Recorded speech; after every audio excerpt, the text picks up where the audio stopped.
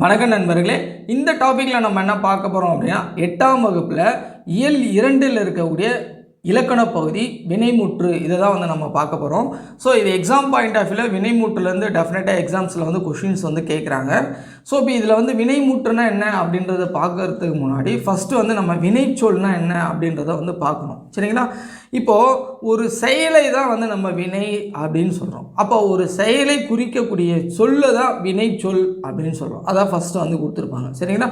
அப்போ ஒரு செயலை தான் நம்ம வந்து செயல்னு சொல்கிறோம், அதுக்கு பதிலாக வினை அப்படின்னு சொல்லலாம்.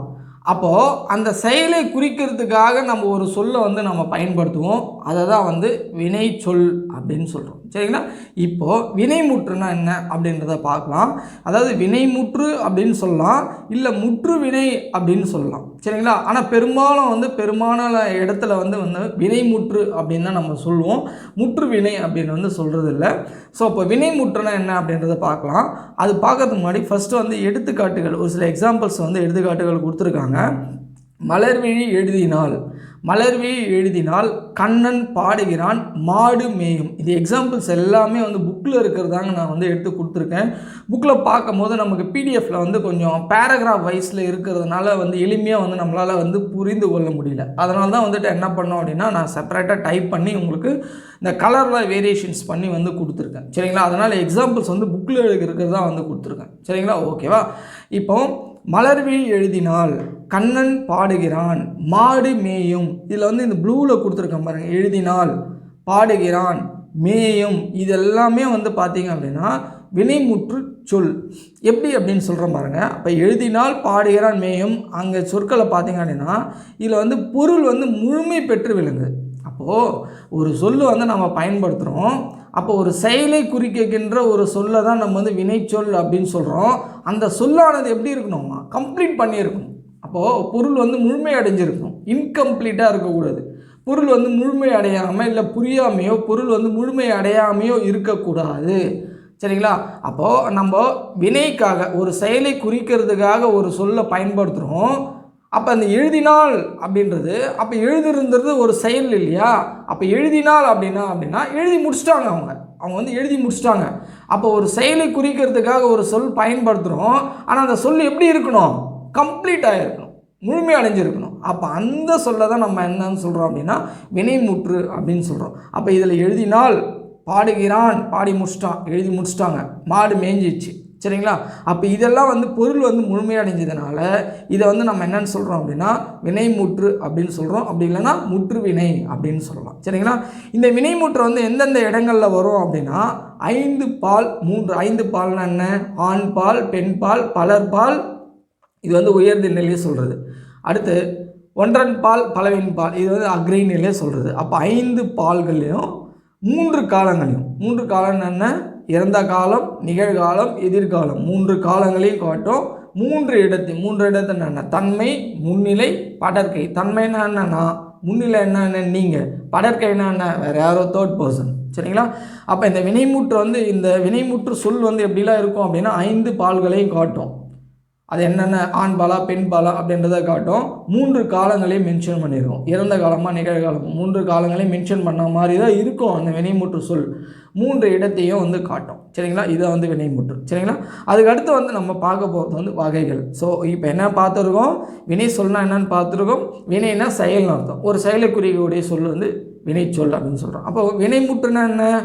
ஒரு செயலை குறிக்கக்கூடிய சொல் பொருள் வந்து முழுமை அடைஞ்சிருந்தால் அது வந்து வினைமுற்று அப்படின்னு சொல்கிறோம்.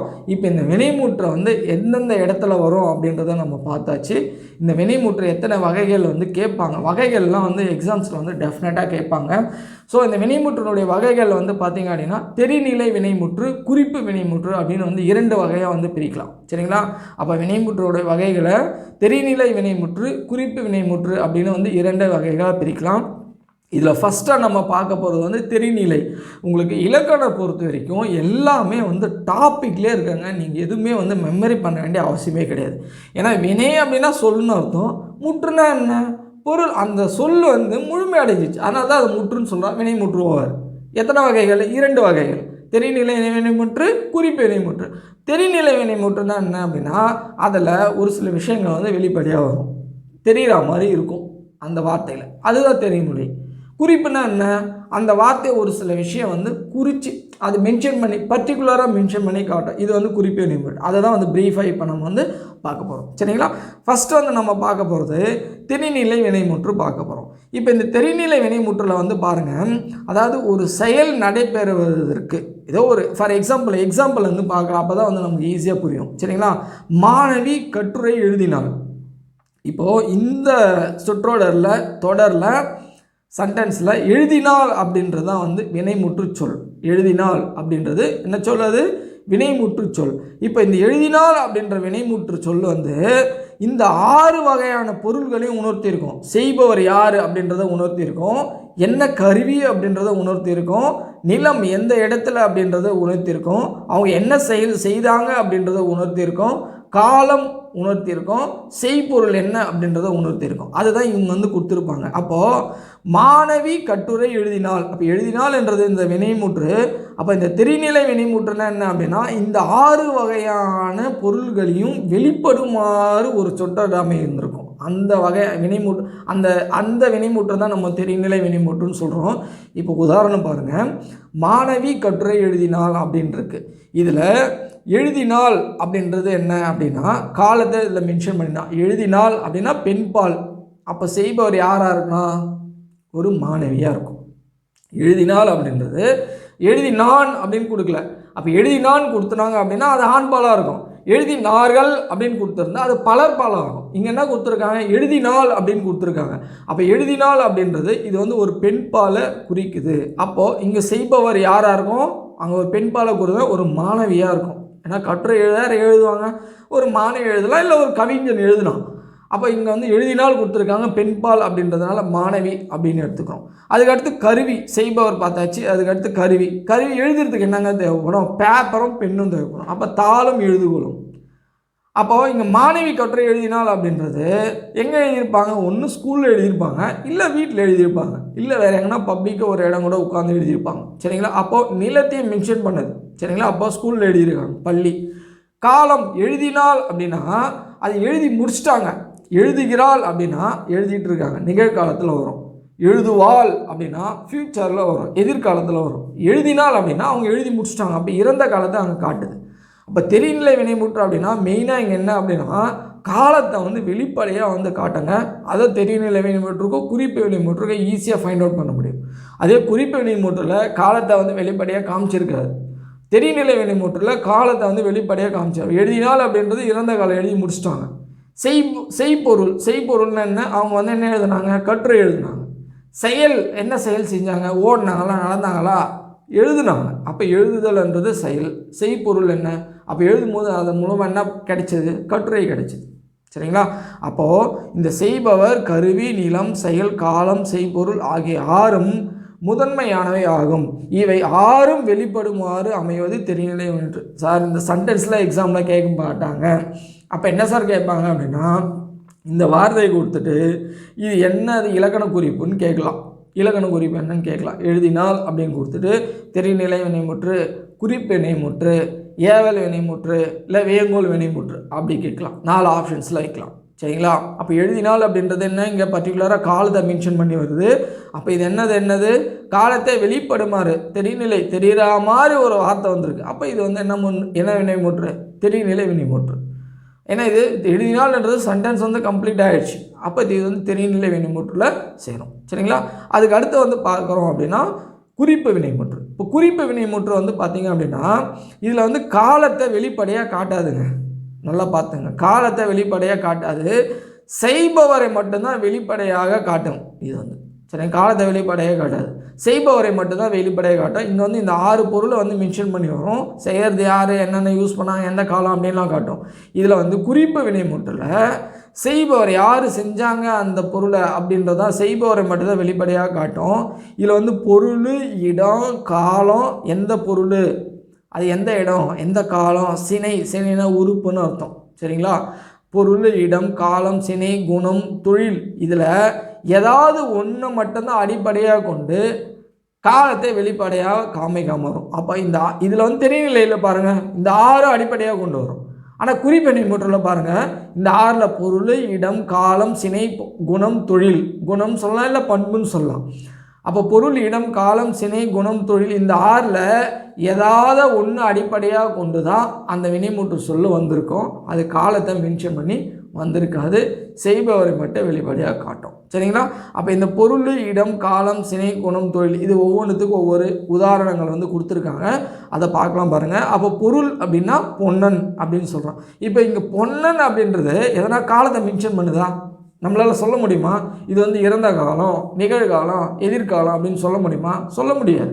அப்போ பொன்னன் அப்படின்னா அப்போ அந்த பொன்னாலான பொருளை ஏதோ சம்மந்தப்பட்டவன் தான் நம்ம வந்து பொன்னன் அப்படின்னு சொல்கிறோம்.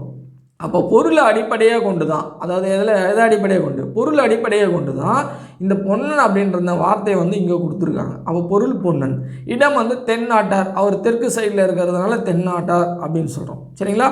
அப்போ இடத்தை மென்ஷன் பண்ணி அங்கே சொல்லுது. காலத்தை மென்ஷன் பண்ணி ஆதிரையவன், சினையை மென்ஷன் பண்ணி கண்ணன். இதுதான் வந்து கன்ஃபியூஸ் ஆகுங்க. இங்கே கண்ணன் அப்படின்னா பொருள் பெயர் அப்படின்னு வந்து கொடுத்துருவாங்க. இது வந்து பொருள் வந்து கிடையாது. சரிங்களா? ஏன்னா கண்ணன் அப்படின்றத வந்து பிரித்தோம் அப்படின்னா அதனுடைய வேர்ச்சொல் வந்து கண் அப்படின்றது வரும். அப்போது கண்ணுன்ற இது வந்து எக்ஸாம்பிள் வந்து கேட்டிருக்காங்க. கேட்டும் போது இதை வந்து நிறைய பேர் வந்து தவறு செஞ்சுருக்காங்க. அதனால் இதை வந்து நான் சொல்கிறேன். அப்போ அதனுடைய வேர்ச்சொல் வந்து கண் அப்படின்றது வரும். அப்போ கண்ணுன்றது வந்து என்ன அப்படின்னா நம்மளுடைய பாகங்களில் ஒரு உறுப்பு. சினை அப்படின்னா உறுப்பு அப்படின்னு அர்த்தம். சினைனா உறுப்புன்னு அர்த்தம். அப்போ கண்ணுன்றதும் ஒரு உறுப்பு தான் இல்லையா? அப்போ கண்ணன் அப்படின்னு கொடுத்துருந்தாங்க அப்படின்னா அது சினையில் தான் வரும். நல்லா ஞாபகம் வச்சுங்க. சரிங்களா? அப்போ பண்பு இல்லை குணம், அதில் வந்து கரியன் என்ன நிறத்தை கொண்டு வருது. ஏன்னா பண்பு குணம் இது வந்து பார்த்திங்கன்னா நிறம், காரமாக இருக்குதா, ஸ்வீட்டாக இருக்குதா, என்ன ஷேப்பு, எந்த வடிவம், இந்த மாதிரி நிறைய விதங்கள் வந்து இந்த பண்பு குணத்தில் வரும். இல்லை கரியன் அப்படின்னு கொடுத்துருக்காங்க. தொழில் வந்து பார்த்திங்கன்னா எழுத்தன், அவர் என்ன தொழில் சரி எழுதுகிறவர், அதனால் எழுத்தன். சரிங்களா?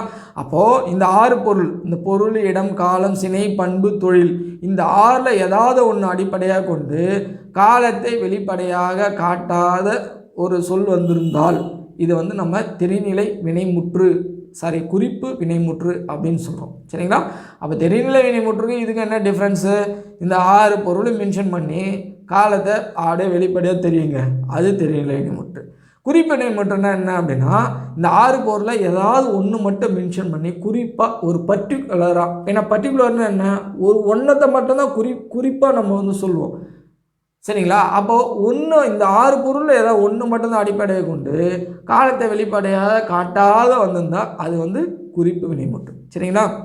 அப்போ வினைமுற்றுன்னு பார்த்தோம் அப்படின்னா இது வந்து வகைகள் வந்து கேட்கலாம். வினைமுற்று அப்படின்னா தெரிநிலை வினைமுற்று, குறிப்பு வினைமுற்று, இந்த 2 வகைகள் தான் இருக்குது.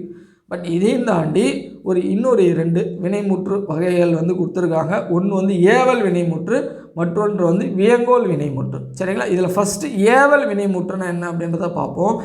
ஏவல்னா என்ன அப்படின்னா ஒரு செயலை வந்து செய்கிறதுக்கு நம்ம வந்து ஆர்டர் பண்ணுறோம், அதை தான் வந்து ஏவல் அப்படின்னு சொல்கிறோம். அதாவது கட்டளை இடுறது. சரிங்களா? படிப்பா, எக்ஸாம்பிள் வந்து கொடுத்துருக்காங்க பாருங்கள். எடுத்துக்காட்டு, பாடம் படி, கடைக்கு போ அப்படின்னு கொடுத்துருக்காங்க. பாடம் படி, பாடம் படினா ஆர்டர் பண்ணுறோம்.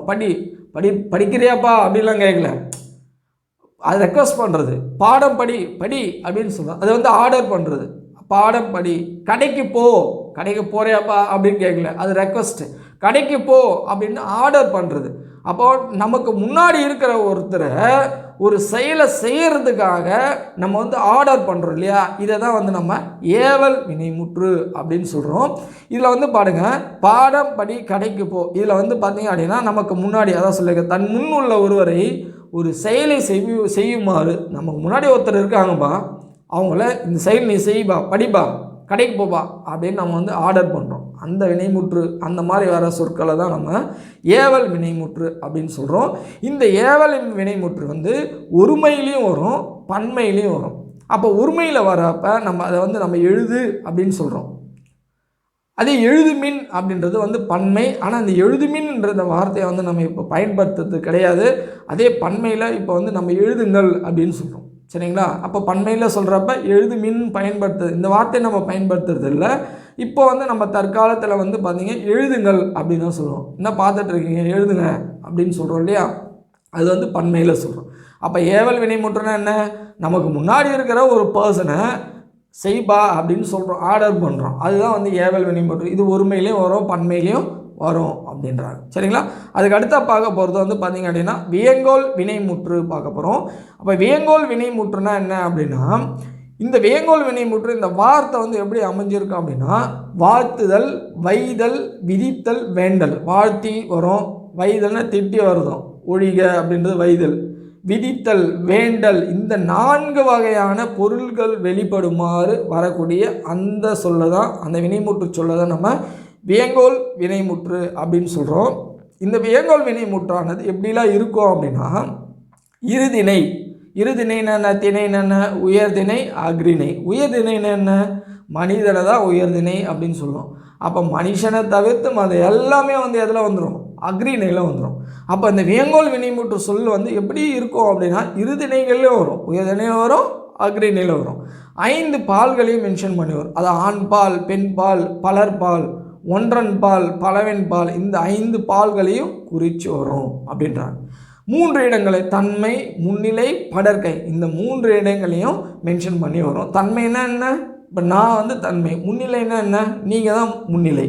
படற்கைன்னா என்ன, யாரோ ஒருத்தர், தேர்ட் பர்சன், அதை வந்து படற்கை. அப்போது வியங்கோல் வினைமுற்றானது இரு திணைகளையும் 5 பால்களையும் காட்டும், 3 இடங்களையும் குறித்து வரும். இதான் வந்து வியங்கோல் வினைமுற்று. இதை வந்து வியங்கோல் வினைமுற்றுக்கு வந்து நமக்கு இது வந்து ஷார்ட்கட்டை வந்து நிறைய இடத்துல உங்களுக்கு வந்து சொல்லி கொடுத்துருப்பாங்க. வியங்கோல் வினைமுற்றுக்கு வந்து விகுதிகள் வந்து கண்டிப்பாக இருக்கும். கா, வாழ்க அப்படின்னாவே அது வியங்கோல் வினைமுறை ஷார்ட்கட்டாக சொல்லிட்டு போயிட்டுருப்பான். அப்போ கா லாஸ்ட்டாக கா, ஏ, ஏ, ஏர், அல், கா, ஏ, ஏர், அல், இந்த விகுதிகள் பெற்று சொற்கள் வந்திருந்தால் அது வியங்கோல் வினைமுற்று அப்படின்னு நம்ம ஷார்ட்கட்டாக வந்து நம்ம படிச்சிருக்கோம் இல்லையா. அப்போ வியங்கோல் வினைமுற்றானது விகுதிகள் வந்து பெற்று வரும். அது என்னென்ன விகுதிகள் அப்படின்னா, கா, ஏ, கான்றது எல்லாருக்கும் தெரியும், ஆனால் இந்த அல், ஏர் அப்படின்றதெல்லாம் ஒரு சிலருக்கு வந்து தெரியாது. அப்போ நல்லா பார்த்துங்க, கா, ஏ, ஏர், அல், இந்த விகுதிகள் வந்து பெற்று வரும் வியங்கோல் வினைமுற்று. எடுத்துக்காட்டு இங்கே கொடுத்துருக்காங்க. வாழ்க, வாழிய, ஒழிக, வைதலில் வரும், வைதல் பொருளில் வரும். வாழியர், வாழியர், வாரல், இயர் வருது இல்லையா, வாழியர். அல்க்கு வந்து பாருங்கள் வாரல். அப்போ இந்த மாதிரி இயர், அல், கா, இய, இந்த மாதிரி விகுதிகள் பெற்று வந்திருந்தால் அந்த வினைமுற்றானது வியங்கோல் வினைமுற்று அப்படின்றத நம்ம சொல்கிறோம். சரிங்களா? அப்போ இந்த டாப்பிக்கில் நம்ம என்னென்னலாம் பார்த்துருக்கோம் அப்படின்னா, ஃபஸ்ட்டு வினை சொன்னால் என்னென்னு பார்த்தோம், முடிஞ்சிச்சு. வினைமுற்றுனா என்னென்னு பார்த்துருக்கோம். ஸோ அந்த வினைமுற்று வந்து அதாவது ஒரு செயலை செய்யக்கூடிய ஒரு சொல் வரும், அது வந்து முழுமையடைஞ்சிருக்கும், அதுதான் வினைமுற்று. அப்போ இந்த வினைமுற்று வந்து 2 வகைகளாக பிரிக்கலாம். ஒன்று தெரிநிலை வினைமுற்றுன்னு சொல்கிறோம், இன்னொன்று வந்து குறிப்பு வினைமுற்றுன்னு சொல்கிறோம். தெரிநிலை வினைமுற்றுனா என்ன, காலத்தை தெரிகிற மாதிரி ஒரு வார்த்தை வரும், இந்த 6 பொருளை மென்ஷன் பண்ணிடும், அப்போ அது வந்து தெரிநிலை வினைமுற்று. குறிப்பு வினைமுற்றுனா என்ன, இந்த 6 பொருளை ஏதாவது ஒன்று மட்டும்தான் குறித்து வரும், காலத்தை காமிக்காது, அது வந்து குறிப்பு வினைமுற்று. அதுக்கடுத்து ஏவல் வினைமுற்று 2 வகை தான், இது தவிர்த்து ஏவல் வினைமுற்று, வியங்கோல் வினைமுற்றுன்னு இருக்குது. நம்ம 4 வகை பார்த்தோம், அதனால் டைப்ஸில் வந்து 4 வகைகள் அப்படின்னு போடக்கூடாது, எக்ஸாம்ஸில் தவறாயிடும். ஆப்ஷனில் கண்டிப்பாக கொடுத்துருப்பாங்க. சரிங்களா? ஏவல் வினைமுற்றுன்னா என்ன, ஏவல்னா என்ன, கட்டையில் ஆர்டர் பண்ணுறோம், நமக்கு முன்னாடி இருக்கிற ஒருத்தரை இந்த செயலை செய்ய அப்படின்னு சொல்கிறோம், அது ஒருமையில் வரும், பன்மையில் வரும். வியங்கோல் வினைமுற்று என்ன, இந்த 4 பொருளில் வரும், வாழ்த்துதல், வைதல், வேண்டல், விதித்தல், விகுதிகள் பெற்று வரும், இந்த விஷயங்கள் வந்து கொண்டு வரும். இருதிணை, 5 பால், 3 இடங்களை கொண்டு வரும். சரிங்களா? இது வந்து வியங்கோல் வினைமுற்று. அதுக்கடுத்து நமக்கு வந்து இந்த ஏவல் வினைமுற்றுக்கும் வியங்கோல் வினைமுற்றுக்கும் இடையில் இருக்கக்கூடிய இந்த வேறுபாடு வந்து அட்டவணை வந்து கொடுத்துருப்பாங்க. ஸோ இதை பார்த்துக்கிட்டா வந்து ரொம்ப நல்லது. இப்போது ஏவல் வினைமுற்றில் ஃபஸ்ட் பாயிண்ட் பாருங்கள். இப்போ ஏவல் வினைமுற்று ஒருமையிலையும் வரும், பன்மையிலையும் வரும். நம்ம பார்த்தோம், ஏன்னா எழுதுன்றது ஒருமை, அதே எழுதுங்கள், எழுதுமீன் அப்படின்னு பயன்படுத்தியிருப்பாங்க, அதை பயன்படுத்துறதில்ல, இப்போ எழுதுங்கள் அப்படின்னு சொல்கிறோம். அப்போது ஏவல் வினைமுற்று ஒருமையிலையும் வரும், பன்மையிலையும் வரும். ஆனால் அதே வியங்கோல் வினைமுற்று பார்த்திங்கன்னா ஒருமை பன்மையுமா வந்து கிடையாது. சரிங்களா? ஏன்னா இது வந்து எப்படி கேட்கலாம் சார் அப்படின்னா, இது அப்ஜெக்டிவ் டைப்பில் எடுக்கிறப்ப கூற்று காரணங்கள் மாதிரி கொடுத்துட்டு கேட்குறது வாய்ப்புகள் இருக்குது, அதனால் வந்து பார்த்துங்க. சரிங்களா? அப்போது ஏவல் வினைமுற்று வந்து கட்டளை பொருளை வேணும். ஆமாம், நமக்கு முன்னாடி ஒருத்தர் இருக்கவங்கள ஆர்டர் பண்ணுறோம், அதான் ஏவல் வினைமுற்று. ஆனால் வியங்கோல் வினைமுற்று பாருங்கள், வாழ்த்துதல், வைதல், விதித்தல், வேண்டல், இந்த 4 பொருளில் மென்ஷன் பண்ணி வரும். இது கேட்டிருக்காங்க எக்ஸாம்ஸில். வாழ்த்துதல், வைதல், விதித்தல், வேண்டல், இந்த பொருள்களை உணர்த்தி வரக்கூடிய வினைமுற்று எது அப்படின்னா வியங்கோல் வினைமுற்று. கட்டளை பொருளை உணர்த்தி வரக்கூடிய வியங்கோல் வினைமுற்று. ஏவல் கட்டளை பொருளை உணர்த்தி வரக்கூடிய வினைமுற்று ஏவல் வினைமுற்று. வாழ்த்துதல், வைதல், விதித்தல், வேண்டல் இந்த பொருளை உணர்த்தி வரக்கூடிய வினைமுற்று வேங்கோல் வினைமுற்று. சரிங்களா? இப்போ இது வந்து நான் திரும்ப சொல்கிறதுக்கான காரணங்கள் என்ன, இதை கேட்கும் போது உங்களுக்கு மனசில் வந்து பதியுங்க. அதனால தான் சொல்கிறேன். நான் ஒரே டைம் சொல்லிட்டு போயிட்டேன் அப்படின்னா இது வந்து பதியாது, உங்களுக்கு விளங்காது. சரிங்களா? ஓகே. அதுக்கடுத்து விகுதி பெற்றும் பெறாமலும் வரும். ஏவல் வினைமுற்றில் விகுதி இருந்தாலும் சரி இல்லைனாலும் சரி அது ஒன்றும் பிரச்சனையே கிடையாது. ஆனால் வந்து ஆர்டர் பண்ணுற மாதிரி வந்துருக்கும். ஆனால் வேங்கோல் வினைமுற்றில் அப்படி கிடையாது. விகுதி பெற்று ஒரு கன்ஃபார்ம் விகுதி இருக்கும்ல. என்னென்ன விகுதிகள் பார்த்தோம் இல்லையா? கா, இயர், அல் இந்த விகுதிகள் பெற்று கன்ஃபார்ம் விகுதிகள் வந்து பெற்று வரும். அதுதான் வந்து வேங்கோல் வினைமுற்று. அடுத்து ஏவல் வினைமுற்று வந்து முன்னிலையில் வரும். முன்னிலைன்னா என்ன, நமக்கு முன்னாடி இருக்கிற ஒருத்தரை தான் இந்த செயலை செய்யும் நம்ம ஆர்டர் பண்ணுறோம். அப்போ முன்னிலையில் வரும். எது? ஏவல் வினைமுற்று. அதே வேங்கோல் வினைமுற்று பார்த்தீங்க அப்படின்னா 2 திணையில் வரும், 5 பால்கள்லேயும் வரும், மூவிடங்கள்லேயும் வரும். அந்த மூவிடங்களில் ஒன்று தான் முள்ளிணைன்றது வரும். மூவிடம்னா தன்மை முன்னிலை படம் இருக்கு இல்லையா? அப்போ வேங்கோல் வினைமுற்று 2 திணையிலையும் 5 பால்கள்லையும் 3 இடங்கள்லையும் வரும். சரிங்களா? ஸோ இதை பார்த்துங்க. இது கூற்று காரணங்களை கேட்குறதுக்கு வாய்ப்புகள் இருக்குது. சரிங்களா? அவ்வளோதான் உங்களுக்கு இந்த இயல் வந்து ஓவர். அதுக்கு அடுத்து தான் வந்து பார்த்திங்க அப்படின்னா உங்களுக்கு வந்து எச்சம் வந்து கொடுத்துருப்பாங்க. அதை வந்து நம்ம அடுத்த வீடியோவில் பார்க்கலாம். சரிங்களா? நன்றி.